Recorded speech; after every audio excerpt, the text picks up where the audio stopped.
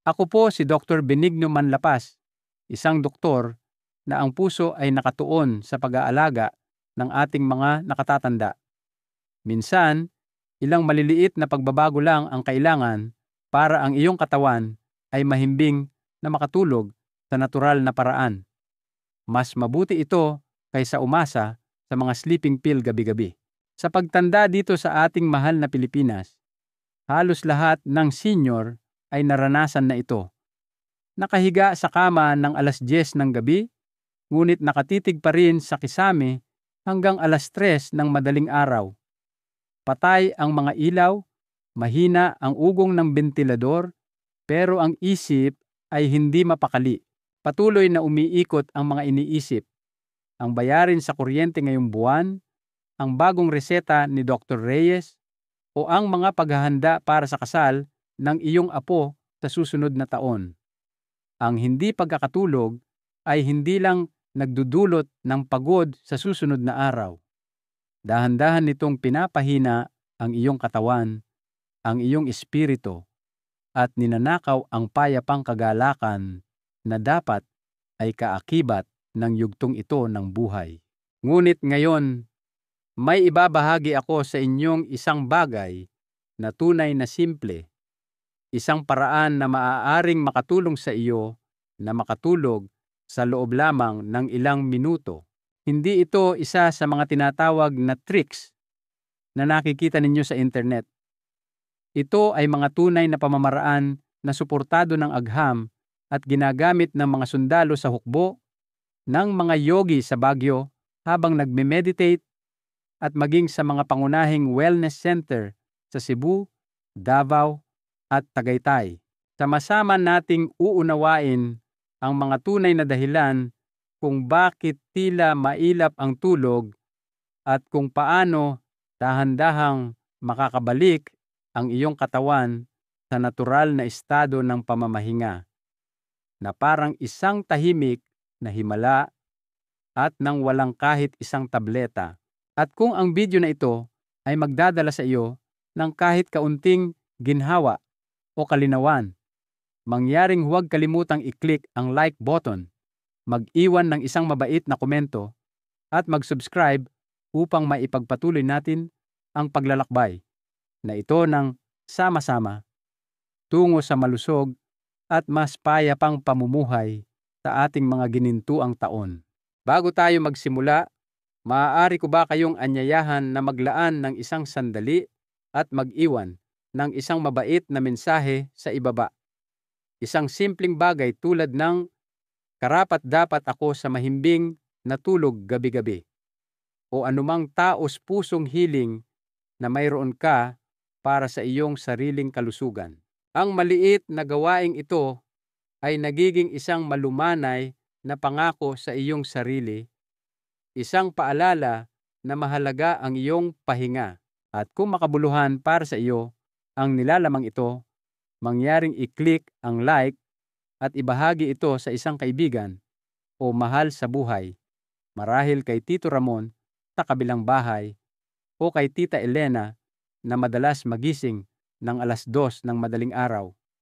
Huwag kalimutang mag-subscribe para hindi mo makaligtaan ang mga maliliit na tip na maaaring humantong sa mas matibay na kalusugan, mas mahimbing na tulog, at isang mas magaan at payapang buhay sa bawat araw.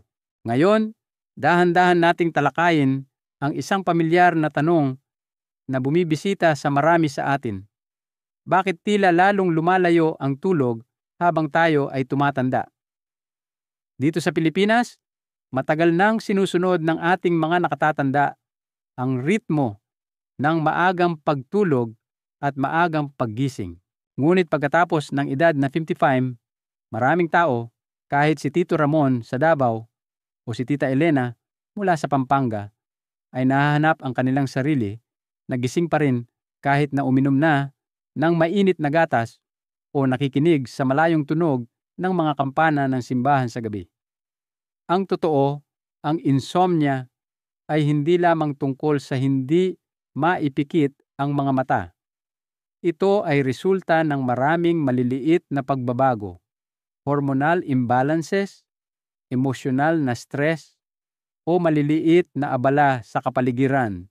At para sa mga nakatatanda, madalas itong hindi biglaang dumarating. Dahan-dahan itong pumapasok araw-araw na ginagawang isang luho ang mahimbing na tulog.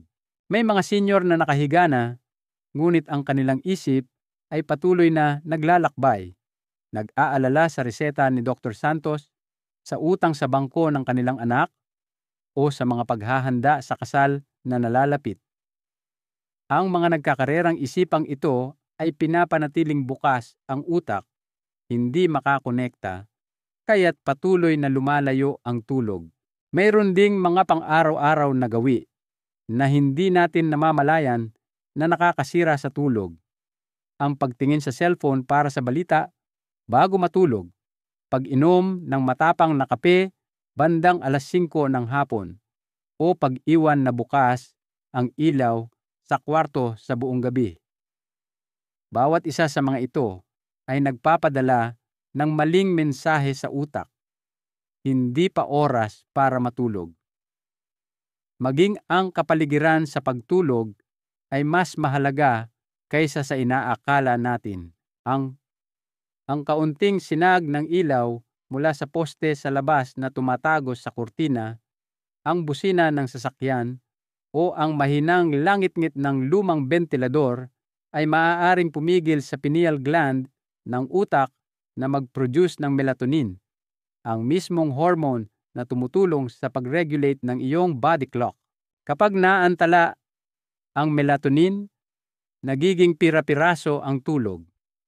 Maaari kang magising sa hating gabi at mahirapang bumalik sa malalim at nagpapagaling na pagkakatulog na iyon. Ang pagtulog ay maaaring mukhang isang simpleng gawain, ngunit ito ang pundasyon ng paggaling. Ito ang panahon kung kailan nag-aayos ang katawan, nililinis ng utak ang sarili nito, at nagre-reset ang mga emosyon. Ang pangmatagalang kakulangan sa tulog ay maaaring magpagod sa puso, magpahina ng memorya, at maging sanhi ng maagang pagtanda, hindi lamang sa balat, kundi pati na rin sa ating mga iniisip at espiritu. Kaya't sa sandaling magsimula tayong unawain ang ugat ng insomnia, maaari na tayong dahan-dahang magsimulang hanapin ang daan pabalik sa mga gabing may payapang pahinga, tulad noong mga unang panahon sa isang papag na kawayan, na may malumanay na tunog ng mga kuliglig sa labas, at ang oyayin ni Lola na dahan-dahan tayong dinadala sa pagtulog. Ngayong naunawaan na natin kung bakit tahimik na lumalayo ang tulog, oras na para simulan ang malumanay na paglalakbay upang muli itong anyayahan pabalik. Hindi kailangan ng mamahaling gamot o magagarang makina. Minsan, ang kailangan lang ay ilang maliliit na pagsasaayos, mula sa pakiramdam sa ating silid-tulugan hanggang sa kung ano ang ating kinakain para sa hapunan, hanggang sa kung paano natin pinapatahimik ang isip bago matulog. Bawat maliit na pagbabago ay mahalaga. Tingnan mo ang iyong sariling silid-tulugan. Hindi ito kailangang magmukhang isang luxury hotel suite sa Makati. Kailangan lang itong maging madilim, payapa, at komportableng malamig, tulad ng mga unang gabi ng Disyembre sa Tagaytay. Ang ideal na temperatura para sa mahimbing na pagtulog ay karaniwang nasa pagitan ng 18 hanggang 20 degrees Celsius.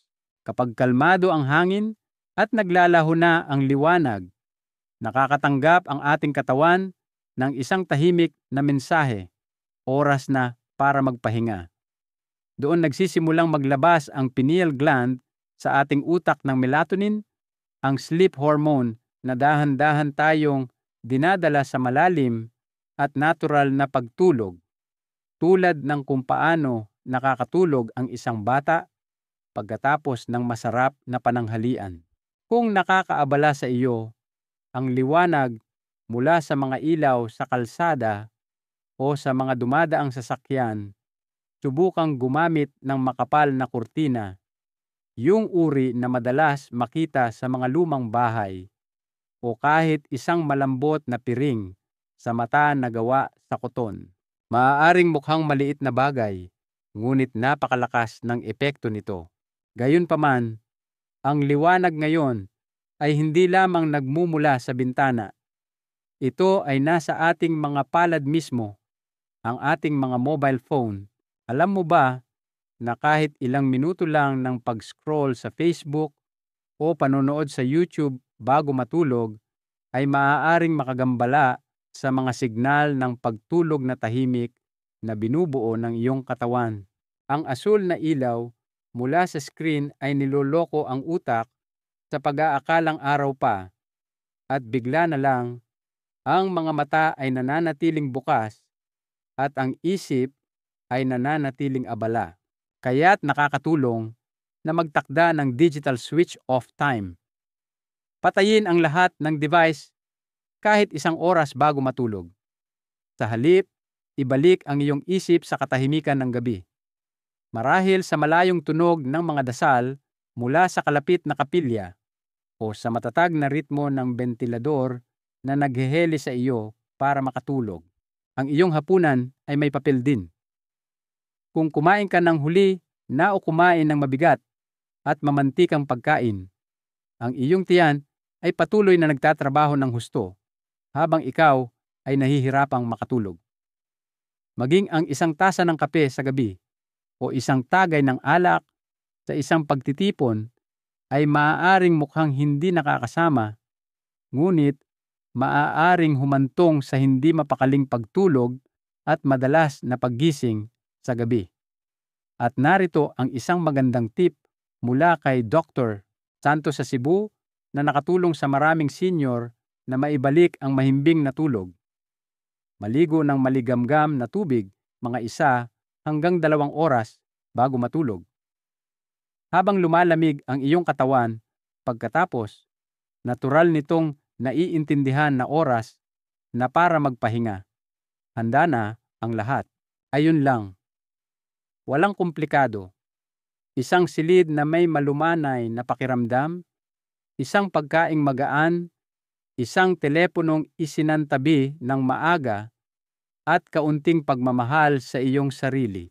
Pagkatapos ng lahat ng gabay na ibinahagi natin, mula sa pang-araw-araw na gawain at pag-iilaw hanggang sa temperatura ng silid at magaan na hapunan, mayroon pang isang huli, ngunit pinakamahalagang elemento na maaaring magpadali ng iyong pagtulog, ang pagiging consistent. Ang katawan ng tao, bata man sa Maynila o ikaw mismo sa Iloilo, ay may isang napakagandang nakakalibrate na internal clock. Ayaw nito ng biglaang pagbabago. Kung ngayong gabi ay matutulog ka ng 10:00, ngunit bukas ay mananatiling gising hanggang halos 1:00 ng madaling araw dahil sa panonood ng pelikula o pakikinig sa radyo, nalilito ang iyong katawan at nasisira ang iyong tulog.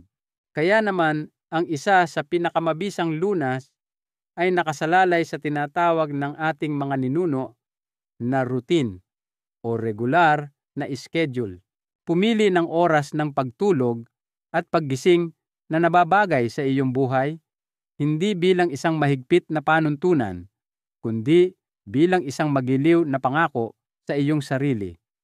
Katulad ng pag-enjoy mo sa 1 tasa ng kapeng barako sa Batangas tuwing 6:00 ng umaga, habang pinapanood ang pagsikat ng araw mula sa iyong terasa, gawing sagrado rin ang oras ng pagtulog sa gabi. Maaaring medyo kakaiba sa simula, ngunit pagkatapos ng ilang linggo, automatikong aantukin ang iyong katawan sa oras na iyon. Walang paalala, walang tableta, isang malusog na ugali lamang na kusang nagbabalik. Kapag malamig na ang iyong silid, madilim na ang mga ilaw, at magaan ang pakiramdam ng iyong tiyan, ang susunod na hakbang ay ang tumuon sa loob. kumonekta sa iyong hininga, sa tibok ng iyong puso, at sa payapang katahimikan na laging nananahan sa loob, bagamat madalas natin itong nakakalimutan. May tatlong napakasimple at epektibong pamamaraan na maaari mong gamitin sa iyong sariling silid-tulugan. Una, ang alternate nostril breathing, na kilala sa Sanskrit bilang Nadi Shodhana Pranayama, ay isinasagawa na sa mga sinaunang paaralan ng yoga sa Timog India sa loob ng libu-libong taon. Maaaring nakakita ka na ng mga tao sa Luneta Park sa madaling araw na ginagawa ang banayad na ehersisyong ito. Sa pamamagitan ng pagtakip sa isang butas ng ilong at paghinga sa kabila, at pagkatapos ay pagpapalit, natural mong pinapakalma ang iyong nervous system. Pinapababa nito ang cortisol, at kapag mababa ang cortisol, madaling dumating ang tulog. Pangalawa ay ang pagbibilang ng iyong hininga. Isang kasanayan na gumagabay sa iyong isip palayo sa mga nag-aalalang iniisip tungkol sa pensyon, mga tungkulin sa pamilya, o mga balita sa gabi. Habang nakahiga, bilangin mo lang ang bawat pagbuga ng hininga mula 1 hanggang 10. At kung lumihis ang iyong isip, bumalik sa 1. Maaari ka ring magbilang pabalik mula 100 hanggang 1. Ang banayad na pagtuon na ito ay pinapakalma ang sentro ng emosyon sa utak na lumilikha ng tahimik na espasyo para natural na pumasok ang tulog. Ang ikatlong paraan ay ang iginagalang na 4-7-8 na paghinga na pinasikat ni Dr. Andrew Weil. Tinatawag itong natural tranquilizer. Huminga papasok sa iyong ilong sa bilang na 4. Pigilin ito ng 7 segundo. Pagkatapos ay dahan-dahang ilabas sa iyong bibig sa loob ng 8 segundo na parang hinihipan ang apoy ng kandila. Pagkatapos ulitin ang cycle ng ilang beses, mararamdaman mong kumakalma ang iyong puso, nagre-relax ang iyong mga kalamnan, at bumabagal ang iyong mga iniisip. Maraming tao mula Cebu at Davao hanggang sa Canada ang gumagamit nito sa halip na mga sleeping pill. Alam kong hindi madali ang pagbabalik sa mahimbing na tulog sa edad na ito. Ngunit walang imposible kung magsisimula tayo sa simple at tuloy-tuloy na mga hakbang. Isang nakapirming oras ng pagtulog, mabagal at sinasadyang paghinga. Isang kalmado at malamig na silid-tulugan. At mabubuting saloobin para sa ating sarili. Kung nakita mong nakakatulong ang mga pamamaraang ito, huwag mag-atubiling ibahagi ang iyong mga saloobin sa ibaba. Marahil para kay Mang Jose sa Pampanga o kay Aling Susan sa kabilang baryo na tulad mo ay naghahanap din ng mahimbing na gabi. At kung nais mong ipagpatuloy ang paglalakbay na ito kasama ko para sa mas maraming banayad na gabay sa kalusugan at pagtulog, mangyaring i-click ang like at mag-subscribe. Bawat linggo, muli tayong magkikita na may dalang mainit na tasa ng tsaa, isang maingat na paghinga, at taus-pusong hiling para sa mahimbing na pagtulog. Tandaan, ang pagtulog ay hindi isang bagay na pinipilit. Ito ay isang bagay na inaanyayahan natin ng may pagmamahal sa ating sarili.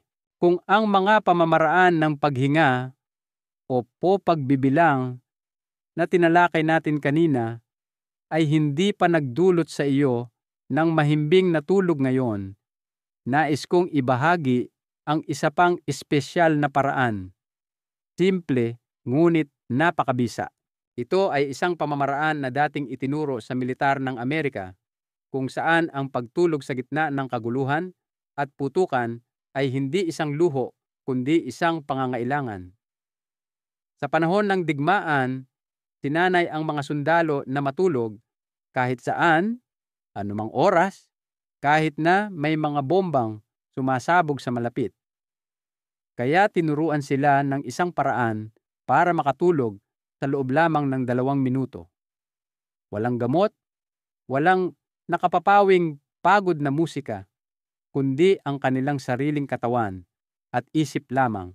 Ang maganda dito, ngayon, milyon-milyon sa buong mundo ang gumagamit ng paraang ang ito gabi-gabi sa payapang sulok ng kanilang mga tahanan. At maaari mo ring simulan ang pagsasanay na ito ngayong gabi. Humiga at hayaang lumubog ang iyong katawan sa kutson tulad ng pagre-relax mo sa isang tradisyonal na banig. Malambot, pamilyar, nakakaginhawa. Magsimula sa mukha kung saan madalas nating itinatago ang ating pinakamalalim na emosyon. Dahan-dahang ipikit ang iyong mga mata. Isipin na pinupunasan mo ang mga alalahanin mula sa iyong noo, ang tensyon mula sa iyong mga kilay, ang paninikip malapit sa iyong mga labi. Hayaang lumuwag ang noo, lumambot ang mga pisngi, bahagyang bumuka ang mga labi.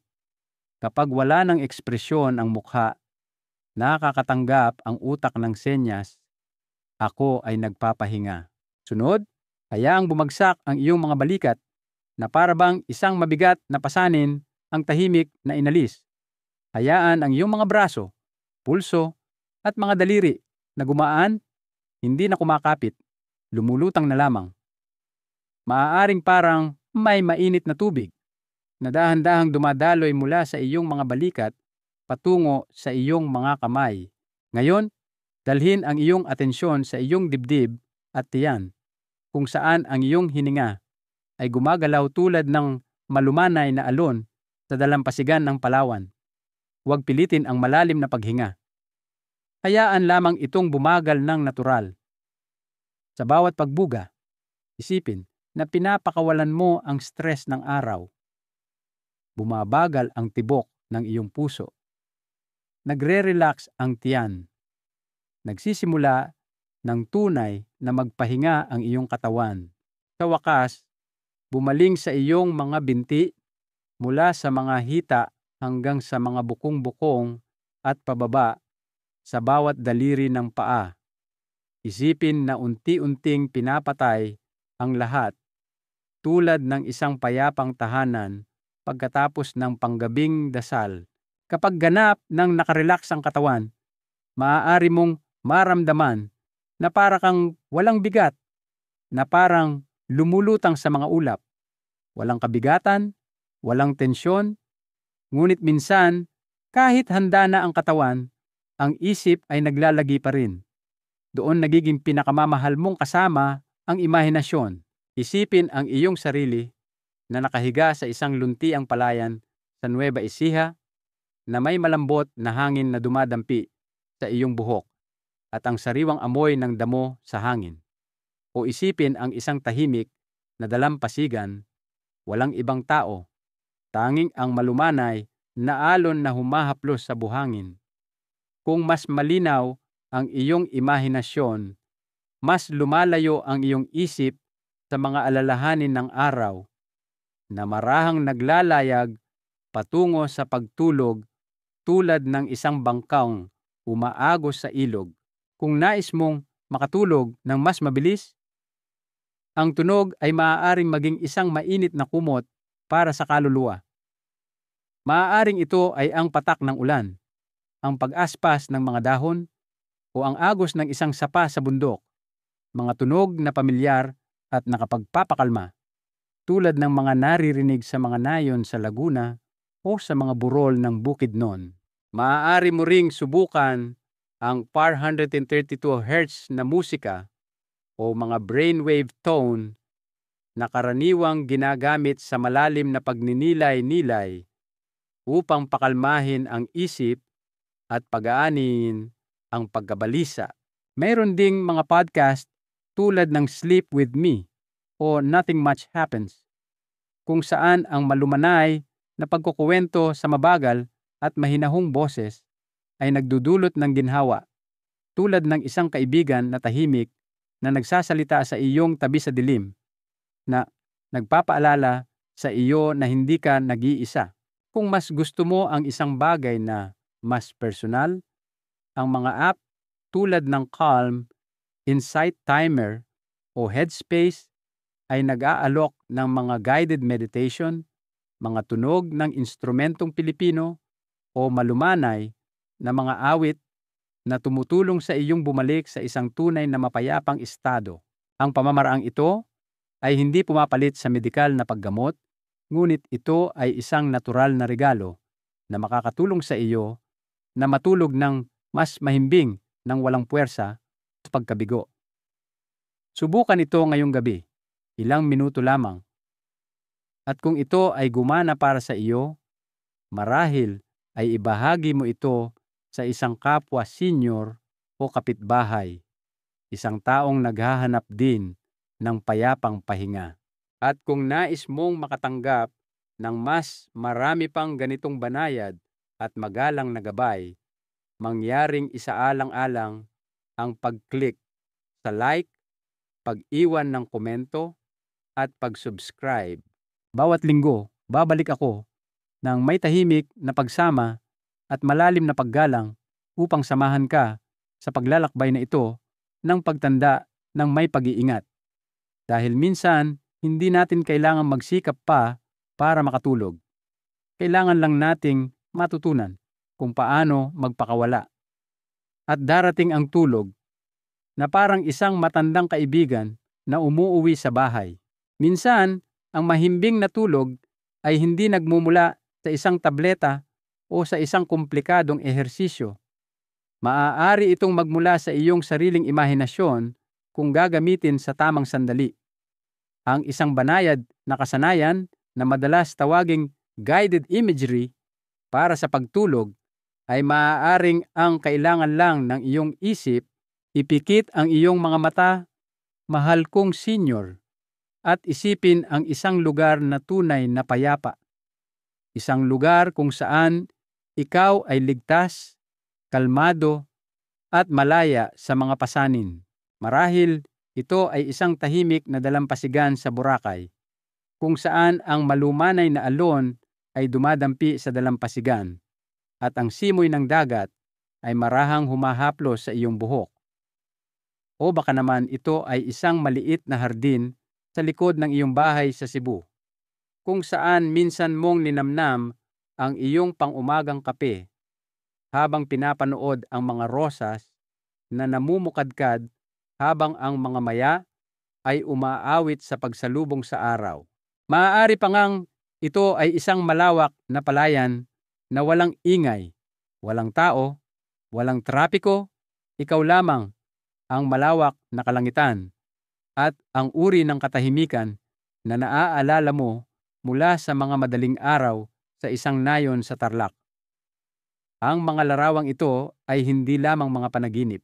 Tinutulungan nila ang iyong utak na kumalas mula sa ingay ng pang-araw-araw na buhay, lumalayo sa mga alalahanin at ginagabayan ang iyong isip patungo sa pahinga na parang dahan-dahang dinadala pabalik sa isang ligtas at pamilyar na lugar. At kung ang iyong mga iniisip ay umiikot pa rin na parang bentilador na ayaw tumigil, narito ang isang maliit na laro para sa isip na maaari mong subukan. Mag-isip ng isang hayop, prutas, o bagay para sa bawat letra mula A hanggang Z. Mula aso hanggang zebra, ang simpleng ritmong ito ay tahimik na hinihila ang iyong isip palayo sa mga nakakabalisang paulit-ulit na pag-iisip at patungo sa isang mas kalmadong ritmo. Isa pang nakakatulong na paraan, isang bagay na kinagigiliwan ng maraming nakatatanda sa Laguna at Maynila, ay ang tinatawag kong image jumbling. Isipin lamang ang ilang walang kaugnayang bagay. Isang unggoy, isang payong, isang kariton, isang umuusok na tasa ng kape. Kapag ang utak ay binibigyan ng mga imahe na walang lohika o kahulugan, humihinto ito sa pagsubok na mag-analisa at dahan-dahan ito ay nagre-relax. Sa espasyong iyon ng katahimikan ng isip, madalas na dumarating ang tulog na parang isang magiliw na bisita. Kita niyo, ang pagtulog ay hindi isang laban na kailangang ipanalo. Ito ay isang natural na gantimpala para sa mga natututong magpakawala. Magpakawala sa pag-aalala, magpakawala sa tensyon, at magtiwala sa iyong katawan na gawin ang bagay na laging nilayon nitong gawin. Kaya ngayong gabi, kung bibigyan mo ang iyong sarili ng ilang minuto lamang para subukan ang isa sa mga pamamaraang ito, magtiwala ka na pasasalamatan ka ng iyong katawan para dito. Isang mahalagang aral na nais kong iwan sa inyo ay ito. Ang katawan natin ay may sariling karunungan. Kailangan lang nating matutunang makinig dito at bigyan ito ng kapayapaan na kailangan nito. Ang mahimbing na tulog ay hindi isang bagay na hinahabol. Ito ay isang bagay na malugod nating tinatanggap kapag handa na ang ating isip at katawan. Kung sa tingin ninyo ay nagdala ng kaunting ginhawa o halaga sa inyong gabi ang mensaheng ito, inaanyayahan ko kayong i-click ang like, mag-iwan ng isang taos-pusong komento, o isulat lamang, "Karapat-dapat ako sa isang buong gabing mahimbing na pagtulog." Huwag kalimutang mag-subscribe sa channel na ito upang bawat linggo maaari akong bumalik upang umupo sa tabi ninyo kahit sa pamamagitan lamang ng mga salita at magbahagi ng isang maliit na bagay upang matulungan tayong mamuhay ng maayos, magpahinga ng malalim at makaramdam ng katahimikan tulad ng mga hagdanan ng simbahan sa pagsikat ng araw. Hanggang sa muli at naway maging mahimbing ang inyong pagtulog ngayong gabi.